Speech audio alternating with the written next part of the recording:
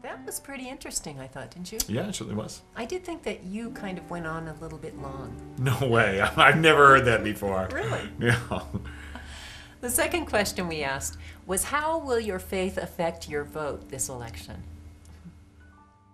The question I will ask each one, the candidates as well, and their response to the issues will be, where is the good? What is the common good here? I want my kids to have a great country, and that great country comes through values. A lot of the values, like whether it's abortion or homosexuality or evolution, that I look and we deal with to search for the truth about it, you know, I find myself battling the Democratic Party. So when I'm thinking about political issues and I'm thinking about politics, I'm thinking about political candidates, I think that one of the things I'm thinking about is who is going to serve. Who's going to serve? Who's going to serve as Jesus has called us to serve? I'm looking for people whose values, I think, resonate with mine as a person of faith. Candidates who seem to understand human relationship and who seem to really value common good even over and above individual freedom.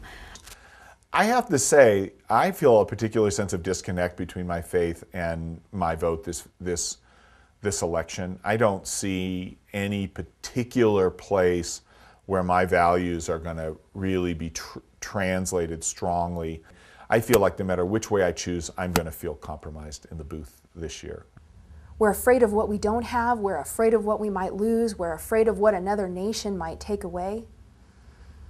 I know that for me, I'm not interested in casting any vote, doing any even tiny part to perpetuate or to install a political system or a political candidate whose entire platform is about fear.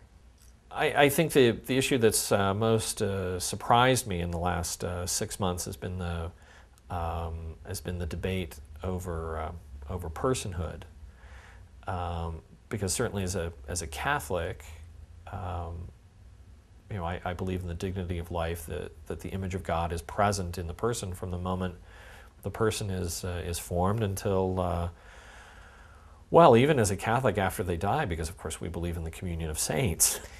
And personhood tries to put a particular legal definition on the beginning of life in that sense, in a rather novel way. And yet the definition seems very consonant with my tradition. Although I probably would take a position a little bit opposed to the Catholic bishops on the question of personhood. I think there are two issues involved here, you know, one a moral issue and one a legal right. And you have to be very, very clear, I think, about theocratizing the political process. We will vote for people that we believe that will protect the life of the unborn as well as all innocent life. And that's our most important criteria. And that is the first criteria that we will look at. So that's one of the big issues that I weigh the candidates on, is what is their track record on respecting life and voting in favor of life. Well, I expect that my voting will be reflective of my concerns about the environment and my concerns for the grassroots people, the everyday people, as well as other countries, respect for other countries and their lifestyles, religions, and way of life. And so other than that, my vote's secret. I don't think there's any excuse for not having adequate food for everybody in this country. I don't think there's an excuse for ignoring the education for every child in this country.